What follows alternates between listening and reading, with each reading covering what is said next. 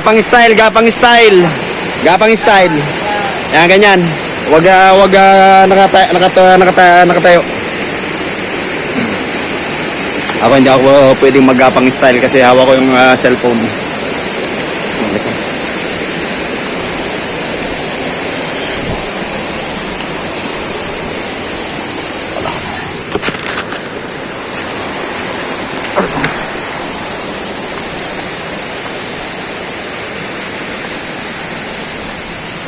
Nahanap ko yung handle ng cellphone, di ko makita sa bag.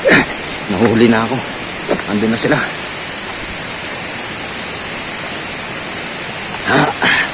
Puro bato ng amin talaga yung naapakan ngayon.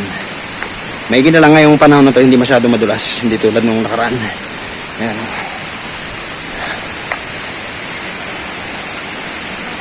Tatawid na naman pala sa kabila. Iba kasi ibang tropa nasa kabilang ilog na eh. Tumawid na naman.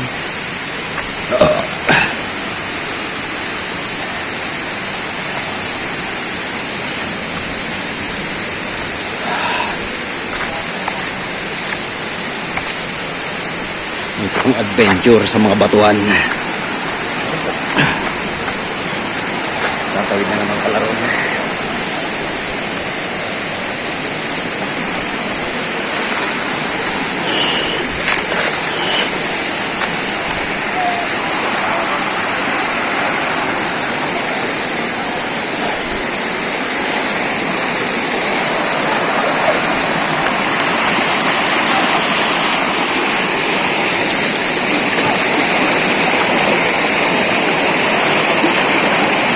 Dito sa ilog mismo medyo madulas na talaga yung mga bato.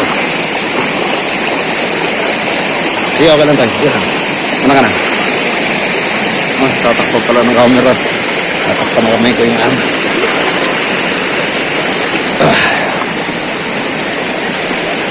Nalambi ako ng tubig dito.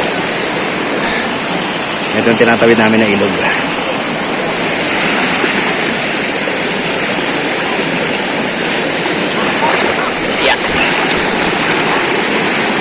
Gumulong yung inapakan ko na bato.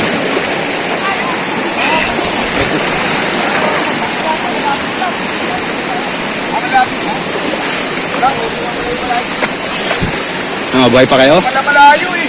Nakapilap pala eh. Ano? Di ba nagkwento na malayo?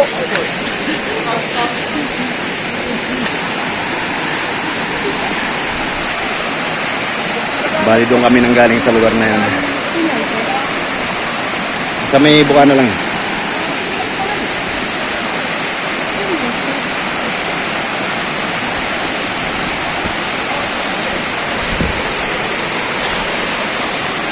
Wala pa kami sa 1/4 sa pupuntahan namin.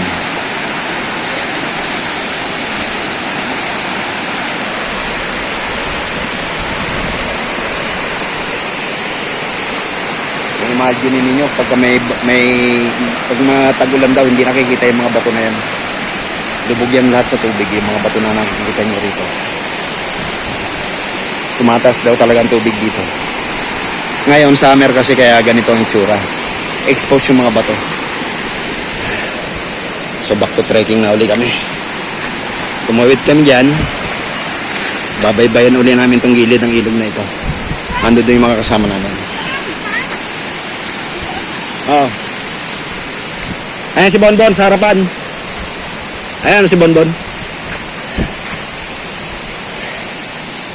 Sa ilalim uli kami ngayon ng mga kakahuyan.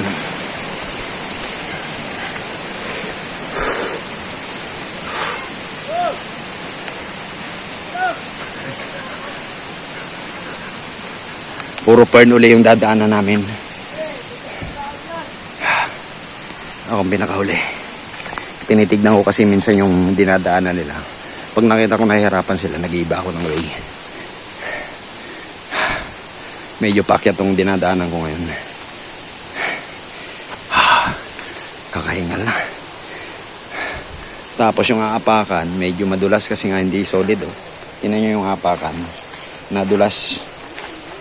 May kasi may kasamang bato yung lupa. Yung malilit na parang yan, mga bato-bato.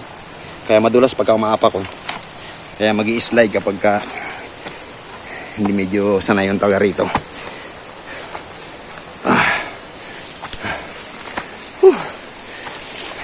Yun yung pinanggalingan ko na sa ilalim ako kanina.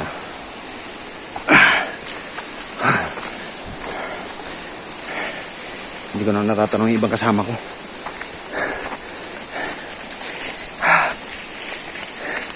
Hindi naman ako maliligaw kasi minuto lang naman ang pagitan namin bago sila nawala sa paningin ko eh. Nandiyan lang yan sa tabi-tabi. Kabaybayin ko lang itong gilid ang ilog na to. Ayun, meron natanawan ko isa. Ando na sila.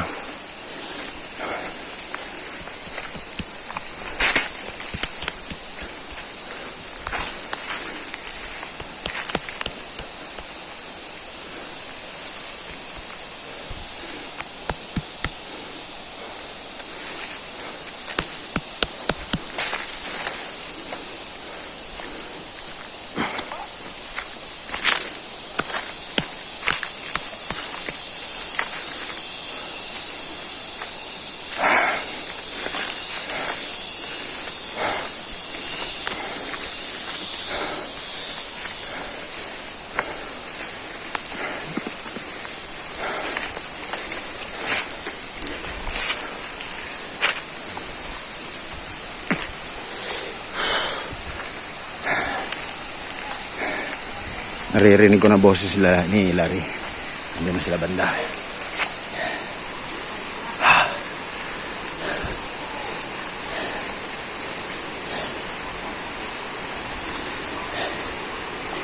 Ito.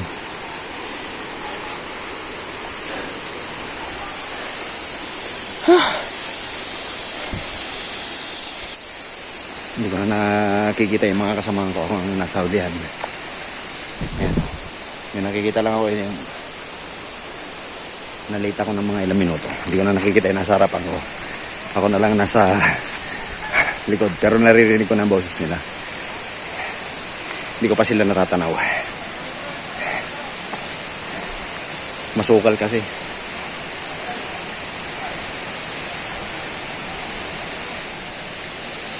Parang tatawid na naman yata ng ilog kami. Ando doon yung bang kasama ko. Tatawid na naman yata ng ilog.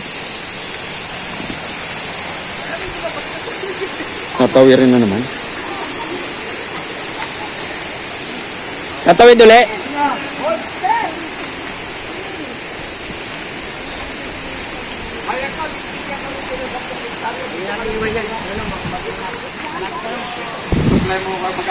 Pay medyo nagpapahinga yung tropa ngayon.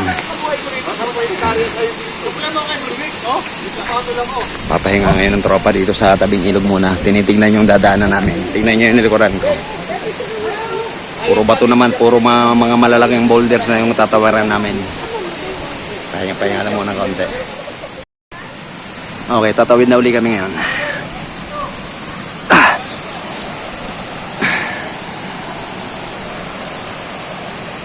Makikita nyo yung mga bato sa harapan ko. Yan ang aming tatawirin.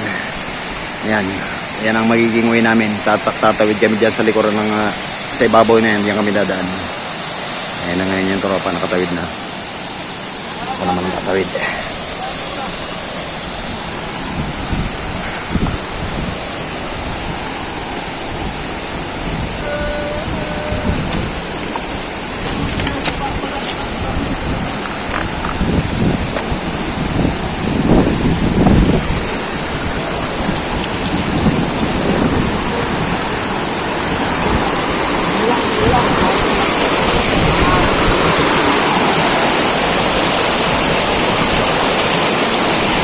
May ibang tropa nando doon sa unahan.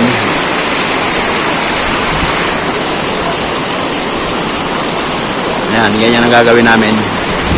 Parang hindi ko na kayang hawakan ng camera doon mamaya.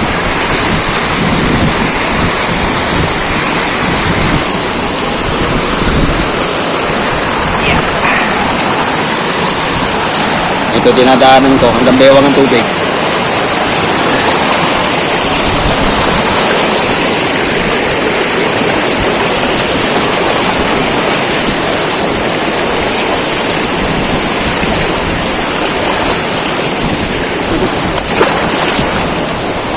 muntikan ako. Muntikan ako madulas. Nadulas talaga. Hindi lang sumublog. Muntikan lang sumugsog.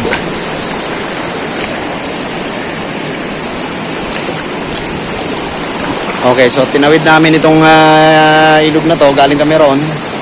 Ito na naman ang pinaka-challenge na susunod. Puro mga bato talaga ang dadaanan. Ayan, nandun na yung tropa sa unahan.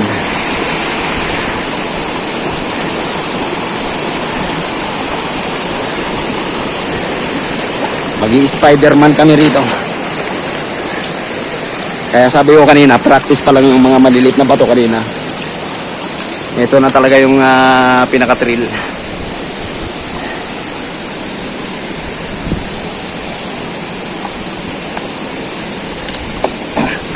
Yung ibang bato pa nagalaw.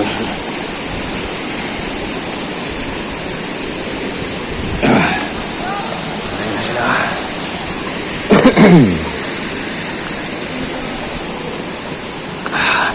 Ito yung mga boulder sa dadaanan namin, oh. Nandun na sila. Grabe sa laki itong mga bato na ito. Oh.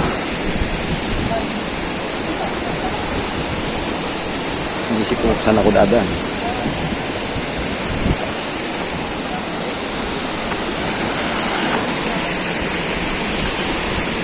Ito ang Boys Buhay Road.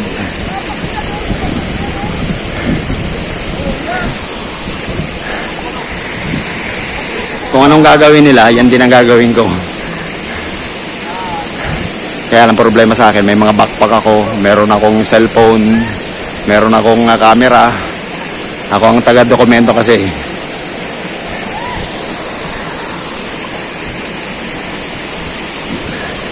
Sabi ni Ryan, medyo malapit na raw kami. Medyo nangangalahati na kami.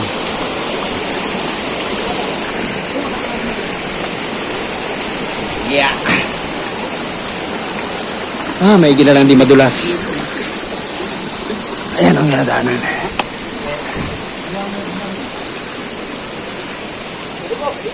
Ha? Sa kabila? Dito?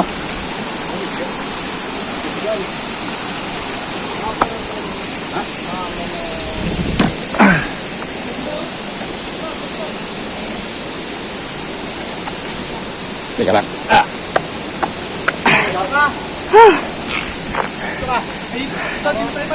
Nakaligtas. Ang taas ng aming kinalalagyan. Halos ano ito? Halos 85 degrees ang kinalalagyan namin. Tantya ko ang taas na ito mula sa tuktok nasa mga 200 feet hanggang sa ibabaw yata. Napakatarik. Tapos yung bandang gilid na yon, medyo medyo babagsak pa yung mga bato. May mga kasi yung mga bato na ito galing din yan diyan sa taas. So yung lugar na yun, parang babagsak na rin. Kaya ingat din sa dinadaanan. Just imagine yung mga malalaking bato na yan. Galing lahat yan dyan sa sa ilog, sa ibabaw ng bundok. Tapos bumabagsak dito.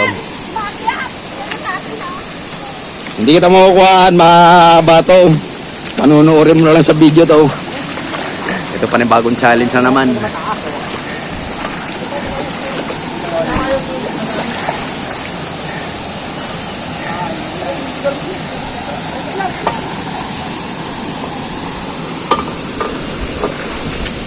Dito kami duman sa likod nun.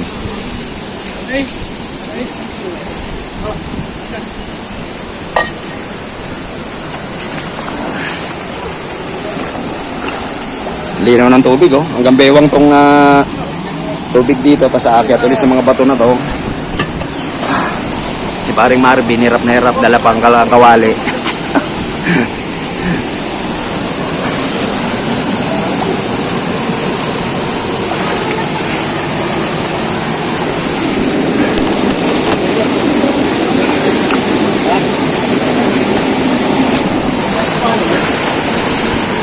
Ito yung dinadaanan namin. Nagbabaybay kami sa mga gilid-gilid talaga.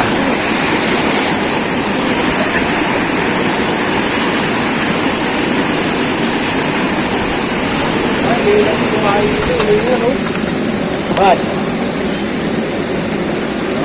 Lali yan. Yeah. Ayun, may pinakainan. Ano, wala mahawakan na. Ah.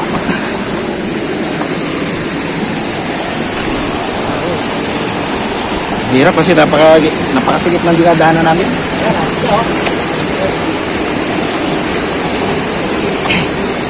Yeah. Agoy.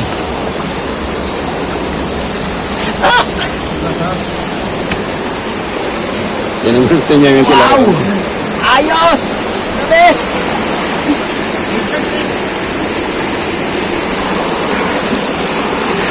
Dinadaanan ko sa mga... Yan na, ang pulse. Yan ang pulse, oh. Yan ang pulse, oh. Yan, pag dito, pulse na. Ayan, oh. Ayun na yun, yan. Lapit na yun. Ayan na yun, yan na yun. Ayan na yun, yung may parang usok. Pulse na yan. Oh, pulse na yan. Yung parang umuusok, pulse na yan. Grabe din ang tubig, kung kitang-kita ilalim. Kaya lang hanggang ano ko. Ano ba yung account ko? Ah, babasa yung aking backpack.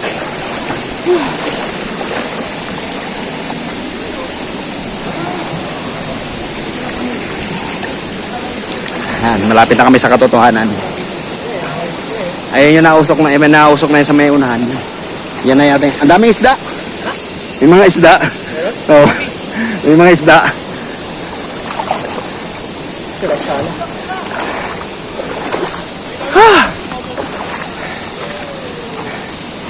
Malapit na kami sa katotohanan.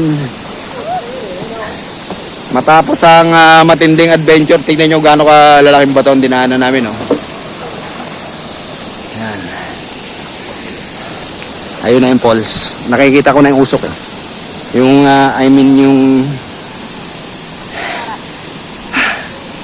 yung lagaslas ng tubig na yun, yung falls na yun. Nakikita ko na yung vapor. Yan na yung falls. Ayun ang vapor ng ano. Yan yung sinasabi kong vapor.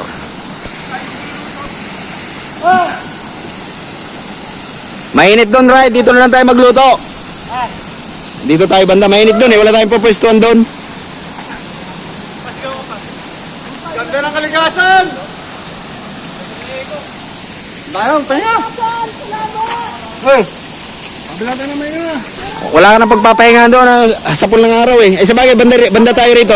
Doon na lang tayo banda magano pahinga. Doon sa may ano, sa may kabila. So ito na yung falls. Dito, mababaw dito ha! Lalim doon! Ito, mababaw oh! Lahat yan, mababaw! Lalim doon oh!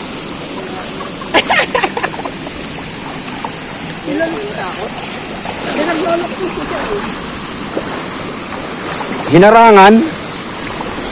Dati walang harang yan pagpunta namin. Para lumalim siguro. Para gumanda. Nilagyan ng konting dam. Ginawang mini dam ng konti.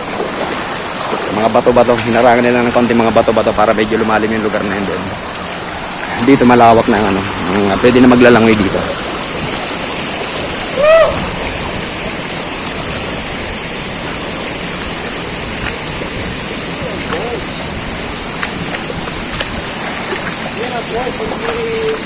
Yung may vapor.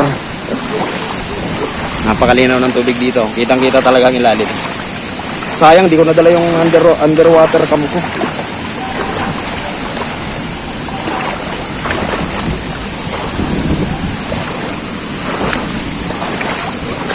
Ouch.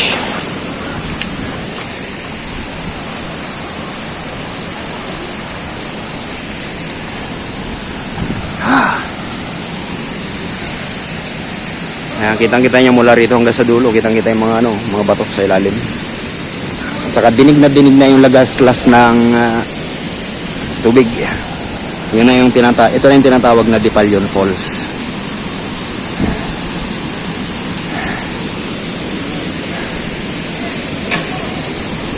Bababa ko muna tong gamit ko.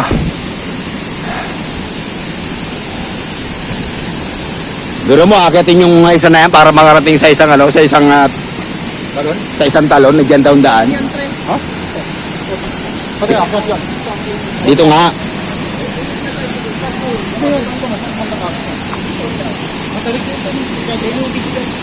Inalis na namin yun.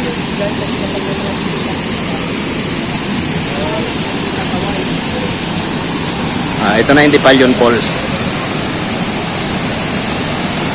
Ay, sayang, hindi ko nadala yung pang ano ko. Pang underwater ko.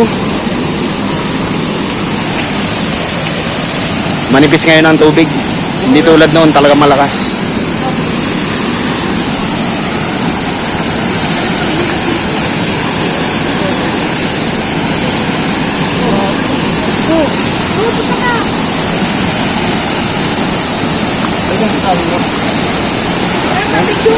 Dito na yung punta. Lapitan ko lang yung falls.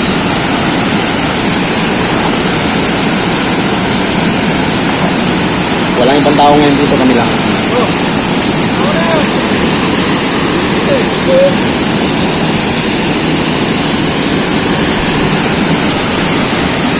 Ito na yung pinaka-falls nila rito.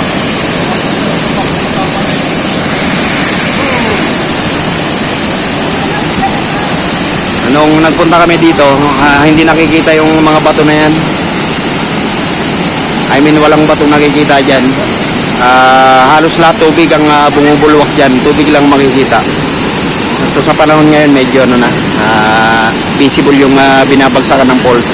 I mean, yung ilalim ng tubig na bumabagsak sa falls, visible.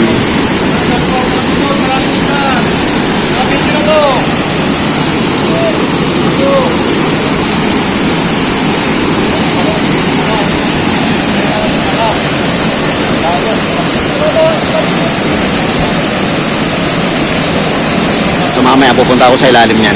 I mean tama, dun sa ilalim ng kwan. Subukan ko kasi nung last year hindi ako hindi ako nakapunta diyan sa bandang ilalim, medyo natakot ako noon. Lino ng tubig oh. Doon sa may ilalim ng falls na medyo malalim daw yun. Gakawayan daw yun ang lalim nun. Pero dito, mga hanggang bewang leg, yan. Ganito lang ang tubig. Tapos, hanggang doon, malawak. Malawak ang paliliguan dito.